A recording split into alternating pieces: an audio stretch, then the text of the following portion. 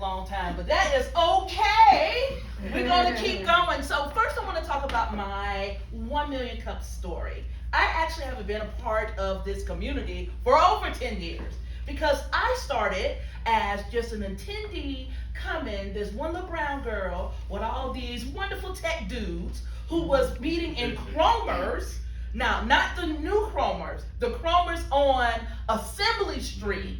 And we were meeting there in a small area, and I was a baker, and everybody else was in tech and building tech. And I was wanting an environment, and I started coming. And that actually started a new way of me doing business because I had not been exposed to what is MVP and what are all these other words. And I'm like, this is weird. I bake cookies. But,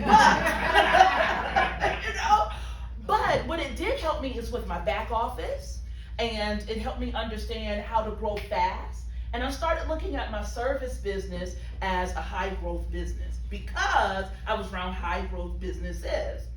Fast forward several years, looking, meeting people, doing things, growing my career, back and forth, all these different things. 1 million cups actually helped me decide whether or not I would keep my store open or close my store, because I had two sides of the house when I was doing dessert catering. I had dessert catering, which was making wonderful money. Then I had a store, and I wasn't doing nothing. Now the store, of course, gave me credibility, and I loved it. But I came and I was like, okay, guys, I got a question. And this is my question. These are my issues. This is what I need to do. I love this. It does this and that. What? And then everybody came and gave me their 15 cents. And through that 15 cents, it gave me the best decision, which was to close it and just do dessert catering. And from that, my career actually skyrocketed. And it skyrocketed to the point where I did more on the back end with technology than I did with the front end, because this is pre-2008. Well, no, this is after 2008, okay? But this is pre-DoorDash. So I then turned my business into an online business. And now my this was pre the word ghost kitchen. Nobody knew what ghost kitchen was. I just knew I did my cakes and desserts online, and then I delivered them.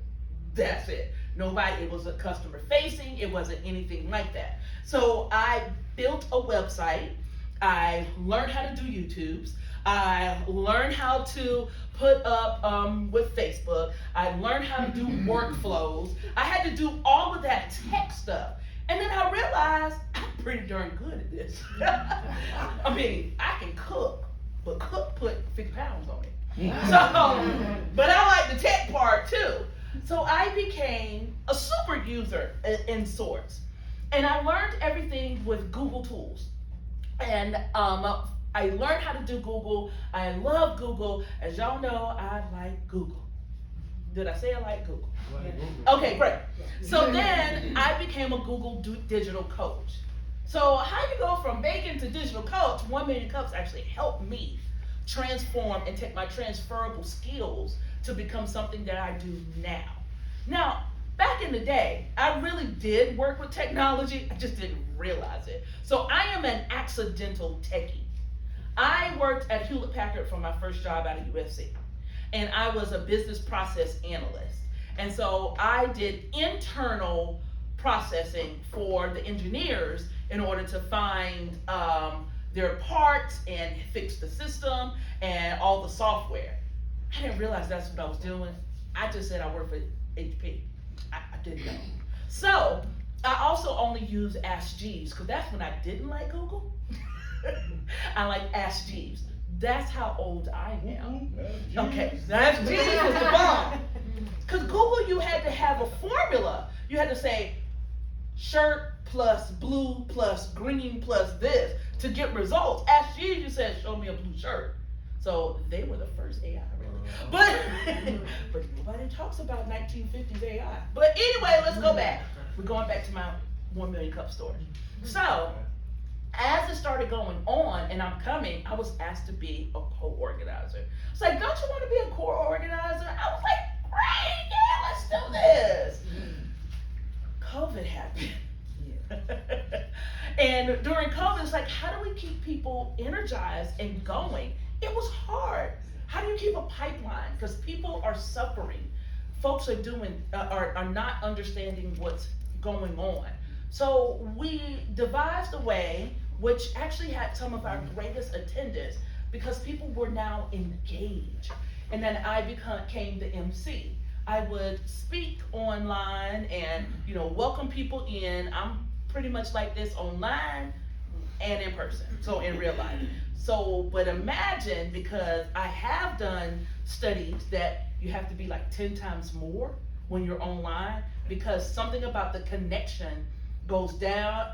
Y'all, I was so tired after, because I'm like pouring all this energy out, and I'm like, listen, I need a nap. So that 1 hour of 1 million cups, but it still gave us connection.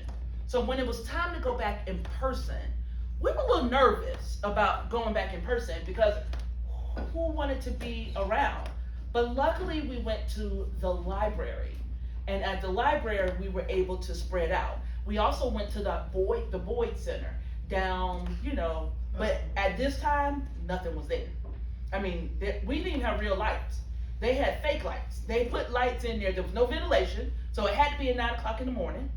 There was just fans and everything else. And I met many of you there in this nasty, dirty walk through. Imagine you walking through the Boyd Center, and it's just a hole. So the front was another group who shall not be named. Y'all like that, right? Yeah. Man, that was Tech Beans. Okay, in front was Tech Beans. And so we're walking through, and they put us in the back in the warehouse area. Yeah. And so when you walk through, it's a breezeway that was open to the elements. Yeah. And you go through again, and then this is us setting up chairs, having a stand. Oh, Lord. Okay, y'all. Oh. Okay. Long story short, because I'm very transparent. So I've been on this weight loss journey, and I've been trying to get into this jumpsuit for a year. And I put it on today. I said, hot dog. So, the long story short, I did lay down to button this button. I button these other buttons, but this button, I was like, Lord, my husband said, I hope you don't have to bend down. I said, but I was cute today. We gonna wear this thing spanks it all. Okay. I promise I won't split my pants though. Okay, so anyway, we had to walk through this place, and it was just dirty, but magical, because it made people come back together. And it felt like our own little piece of the world. It was dimly lit, but it still felt almost like a speakeasy feel. So it's like a speakeasy for entrepreneurs to come and gather and do all these different things.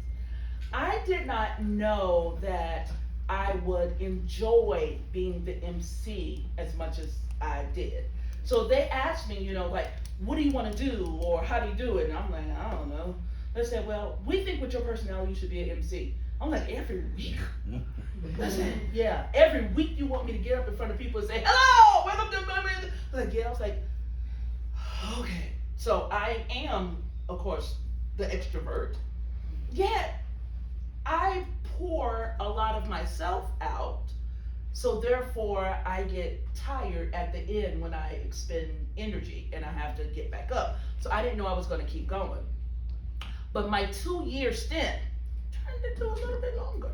So I think I actually did 3 years, or so, which was fine because COVID happened, and then, it went on. And I was still running my business, but this was an integral part of me making sure I remained a part of the Columbia community. Some of my work, or a lot of my work, is done over the internet with people who don't live in Columbia. I can count I see 2 clients that had clients that was here who became friends that are in the room, but yet it still brought me back to my home, the locality of it.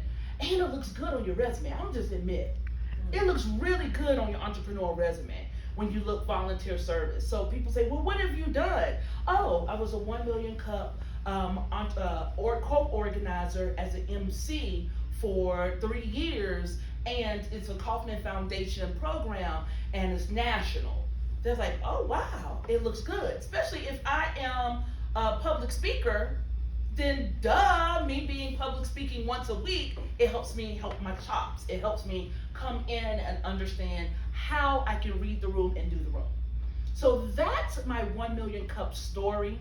I would say to you who are coming, yes, continue to come, but that one extra step of volunteering actually gets you to a point where you will realize your personal development within your volunteerism.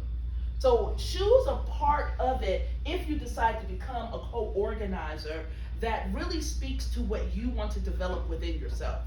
I wanted to develop more self-worth. I had confidence, but my self-worth was a little bit lower. And my self-worth increased because I did something scared. So by me doing something scared, I was able to go in and understand that I was built for this type of work. Make sense? Yes. Okay. So that also leads me into what I do now. So here is my presentation, not pitch, of where is she now? I left 1 million cups, not because I wanted to, was because I am a professed Christian, and Jesus said, it's my time, let that go.